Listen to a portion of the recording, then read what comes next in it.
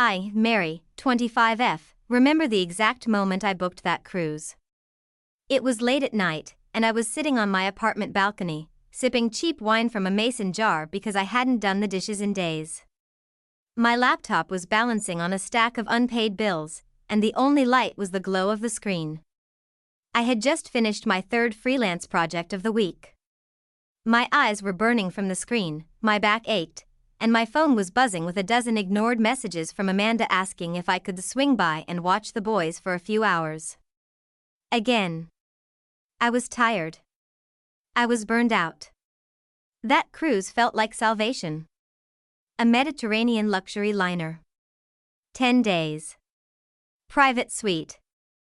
Ocean views. No one asking me to do anything for them. Just me, the sea, and silence. It was the kind of indulgence I never allowed myself before. But then, guilt crept in. They've done so much for you, Mary. That nagging voice. The same one that always echoed my mother's subtle digs or my father's disappointed sighs. So I did something stupid. I booked 3 tickets, one for me, one for Mom, and one for Dad. They'd never been abroad. They'd sacrificed so much, they said. Raised 2 daughters on a single income. Endured Amanda's rebellious years and my awkward silence. I imagined us sipping wine on the upper deck, watching the sun set over the Aegean, laughing like families do in those happy Facebook photos. Maybe, just maybe, this would be the trip that made them see me. Not Amanda's backup plan. Not the family's second daughter. Just Mary. God, I was naive. The call came 3 days before departure. I'd just picked up my dry cleaning, 3 elegant cruise outfits I couldn't really afford but convinced myself I needed.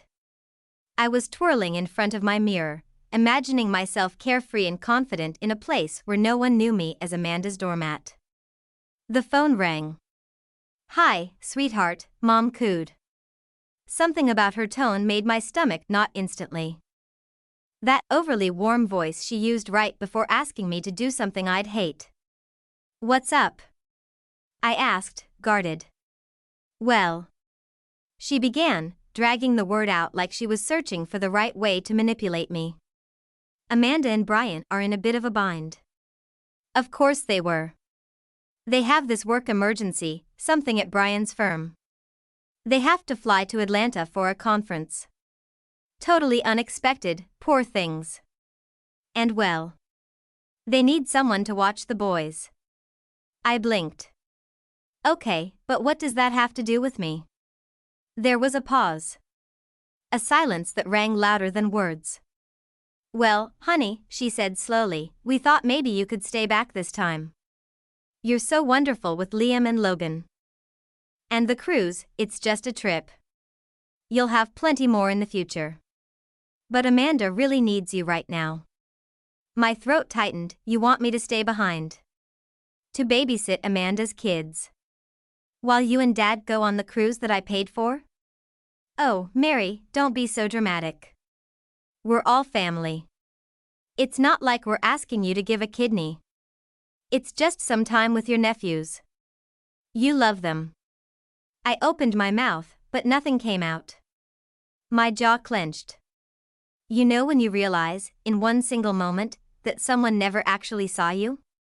That years of effort, care, and quiet sacrifices meant nothing?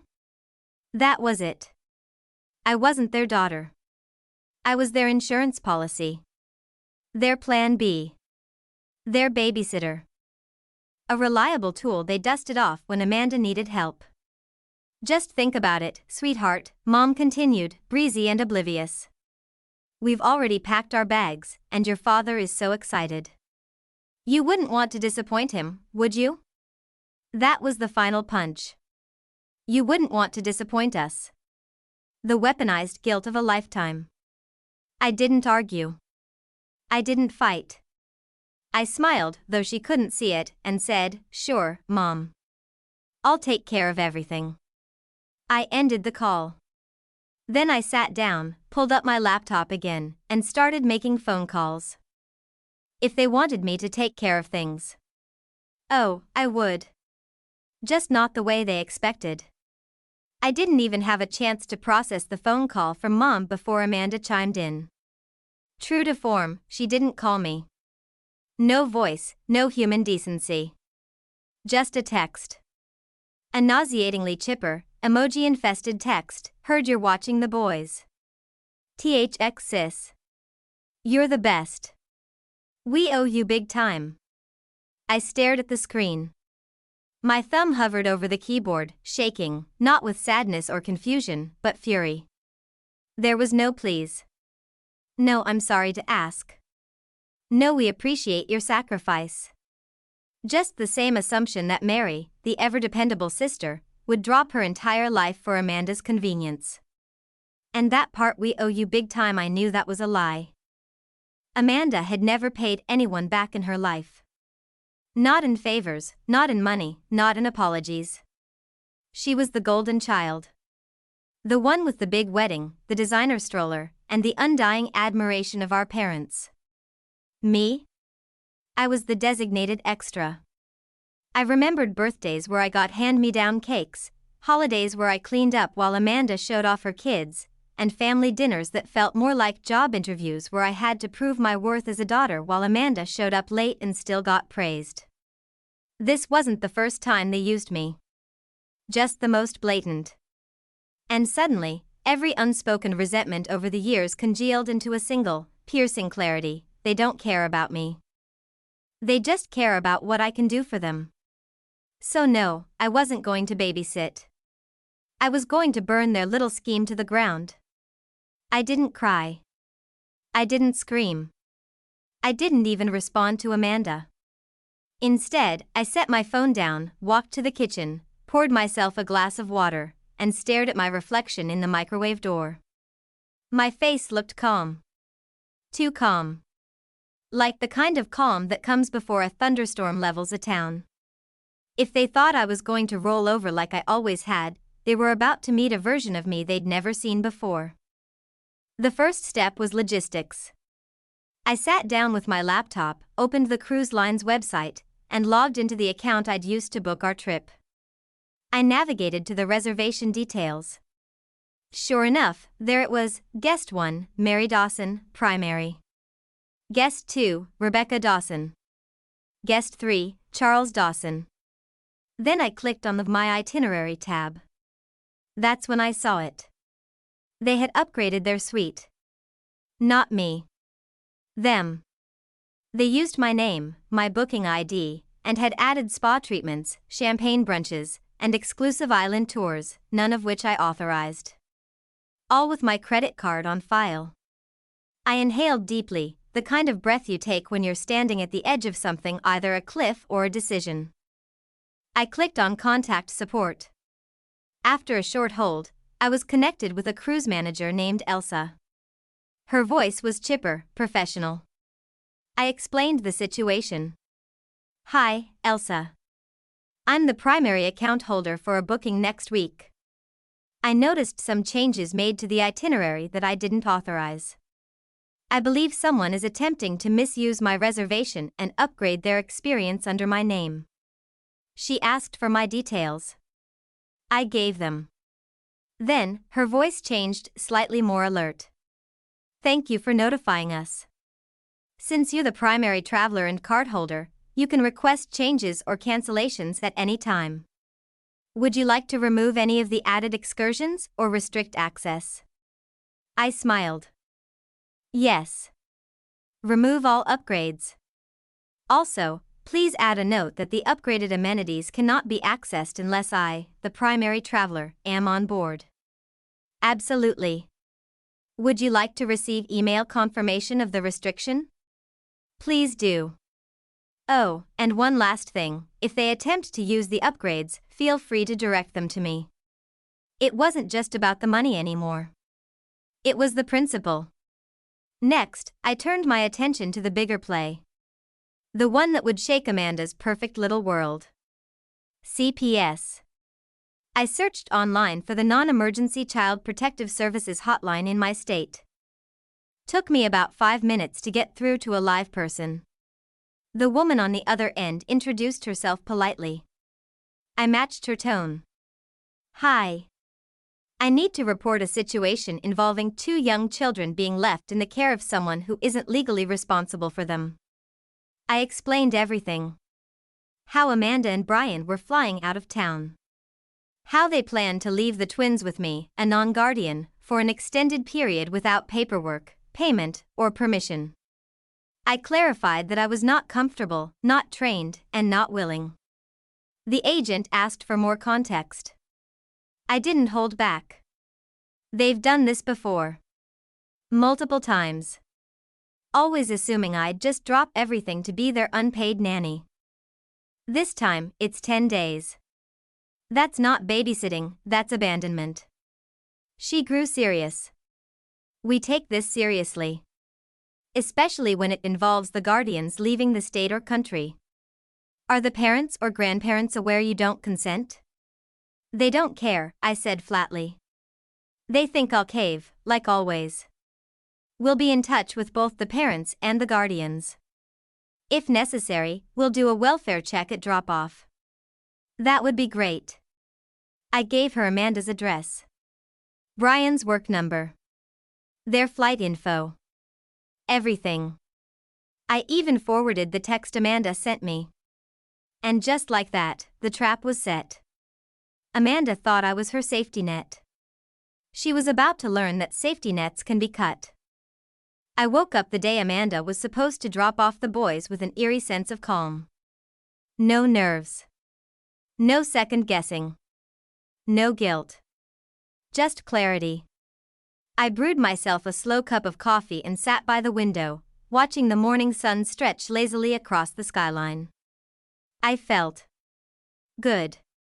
Not because I enjoyed what was coming, but because for the first time in my life, I wasn't being used.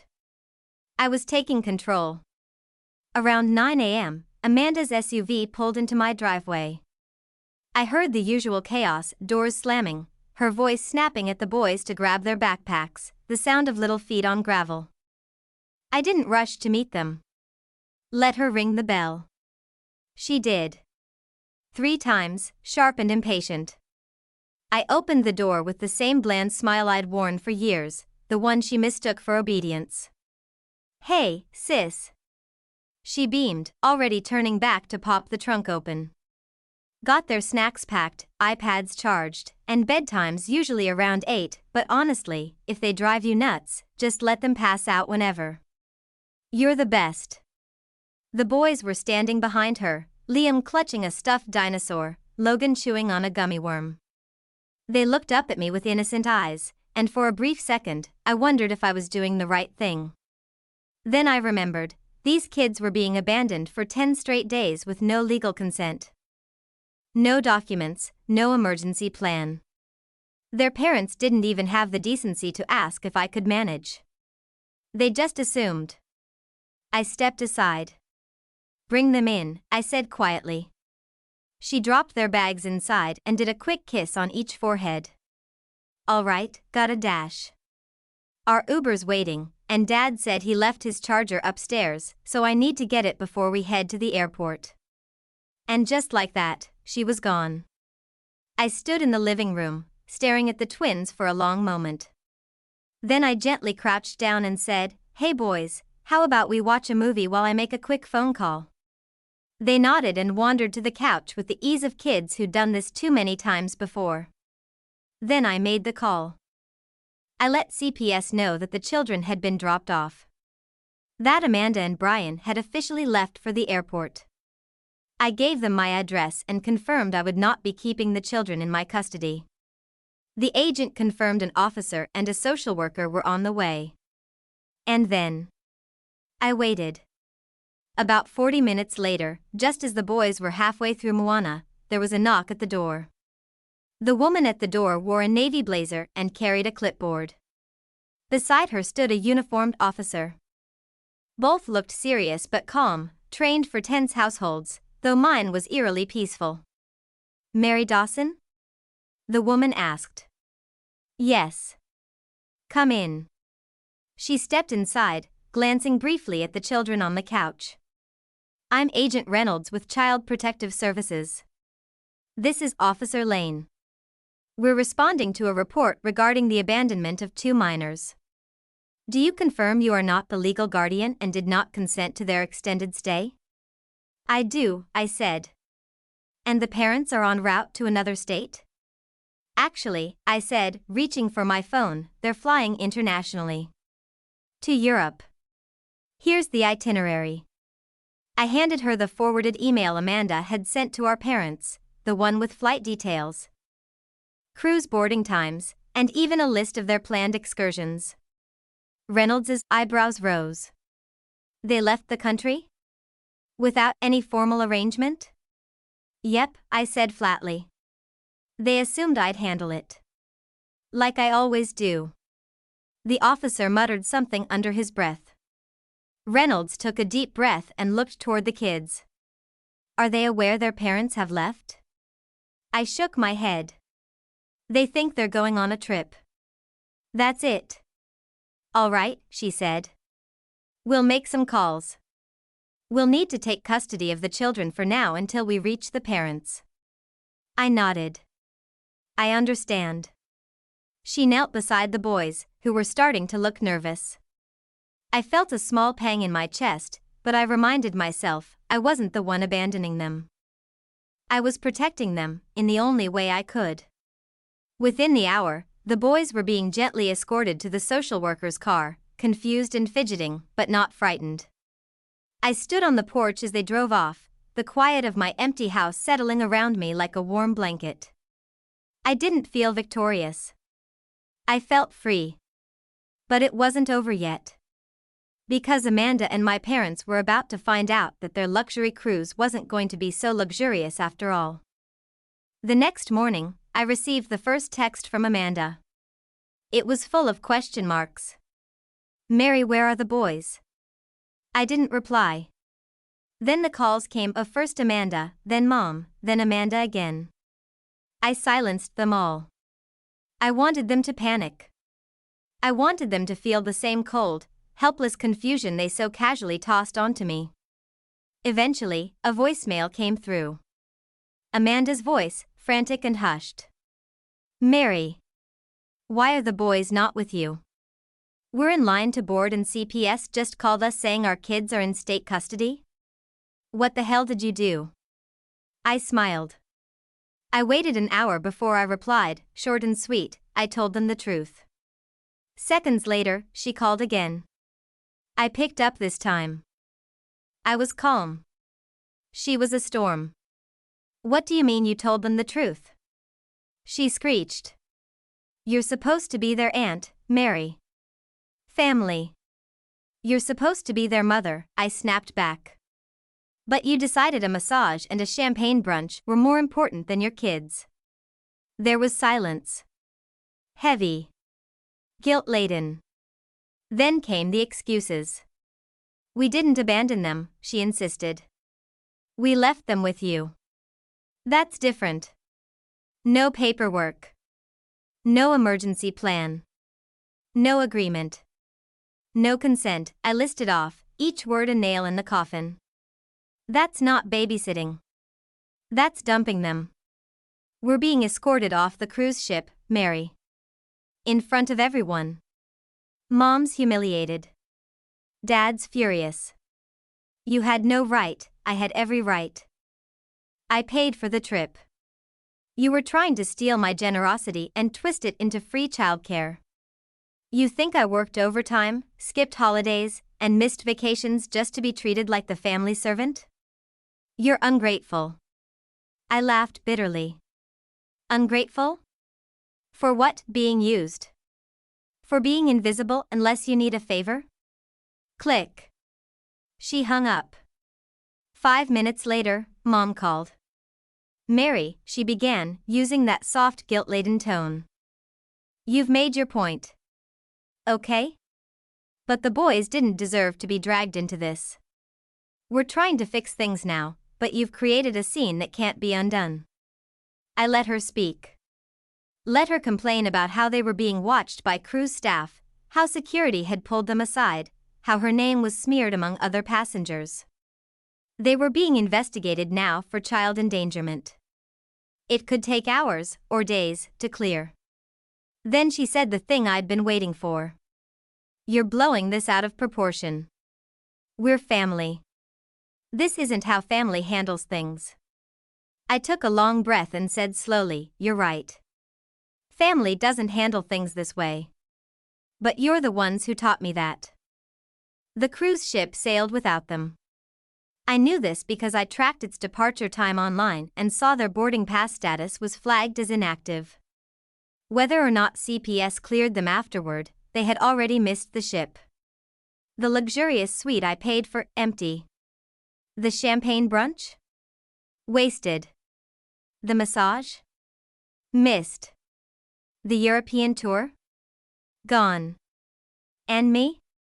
I was at home in my pajamas, sipping wine, watching Netflix, and finally, relaxing. It was the best vacation I'd ever had. Later that night, I got another message from Amanda. It was different this time. No emojis. No sweet talk. "We're back. You ruined everything." No apology. No remorse. Just blame. So I sent one last message in return: "Next time. Book your own cruise. Pay your own way.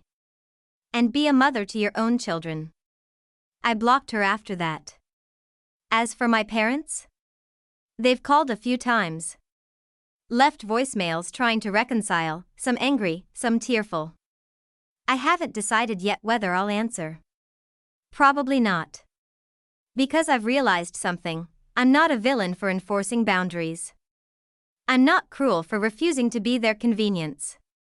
I'm not selfish for finally choosing me. They wanted a nanny. They got a reckoning. And I finally got my peace. The silence didn't last long. By the next week, word had spread through our extended family. Apparently, Amanda couldn't help herself, she had to play the victim. She told anyone who would listen that I'd weaponized CPS, that I was unstable and vengeful and had traumatized the children. What she didn't realize, though, was that not everyone bought the story this time. I started getting calls and texts from aunts and cousins, some checking in on me, others telling me, quietly, that Amanda was spiraling. That CPS had flagged their case for formal review due to the international travel attempt without proper arrangements. That Amanda and Brian were being forced to take parenting classes and attend a court-ordered evaluation. The cruise wasn't just cancelled, it had become the start of a legal mess that followed them like a shadow. Amanda tried to play it down. On social media, she posted old photos of herself smiling at a beach, pretending they were from the trip that never happened. I watched from a distance, amused, as her curated image cracked around the edges. Mom, on the other hand, took a different route. She showed up at my door. Unannounced. I didn't open it. I watched her from the peephole as she stood there in her pearls and pastel cardigan, holding a small plastic container. Cookies, probably. As if a tray of baked guilt would undo years of treating me like the backup plan. Eventually, she knocked one last time and whispered, "Mary, please. I made mistakes. But you're my daughter." I didn't answer. She left the cookies on the mat and walked away. I threw them out. Later, she sent a message. It was long, emotional, filled with half apologies and subtle jabs. "I just wish you had talked to us. You didn't have to go that far. Your sister is struggling. The boys miss you. We're all hurting." I stared at the message, feeling nothing. Not satisfaction. Not rage. Just emptiness. For once, I wasn't pulled by their guilt. I didn't feel that old reflex to fix things, to smooth over the conflict, to protect everyone's feelings at the expense of my own. Instead, I responded honestly, "I did talk to you. You just didn't listen. I was your backup plan, not your daughter. And now that I've stopped letting you use me, suddenly it's me who hurt the family? No. You all hurt me. For years. And now you're reaping what you sowed. Leave me alone." I didn't hear back after that. Word got around. My absence at family gatherings became the new scandal. Suddenly, my refusal to play nice, after a lifetime of being the reliable one, was a bigger crime than what Amanda and my parents had done. But not everyone sided with them. A few cousins, ones who had also been sidelined, talked over, used, reached out. Quietly, discreetly. They said they were proud of me. That they wished they had the guts to do what I did. I wasn't alone anymore. I was just free. Now, months later, Amanda's life looks very different. She lost her influencer sponsorships when CPS reports surfaced publicly. Nothing explicit, but enough to scare brands off. Her picture-perfect image of the doting mom with the gorgeous vacation life? Cracked. Her friends stopped engaging. People whispered. Brian, ever the silent partner, had to get a second job to help cover legal fees. Mom and Dad? They're quieter now. Humbled. Aging fast under the weight of embarrassment and fractured trust. They still send the occasional holiday card, like nothing ever happened. But I don't reply. Because I've built something better. A life on my terms. I went on my own vacation this spring. A solo trip to Santorini. The cruise I never got? I replaced it with something better, my own peace, my own pace, my own joy. No expectations. No guilt. No screaming kids I didn't sign up for. Just me, and the life I finally chose.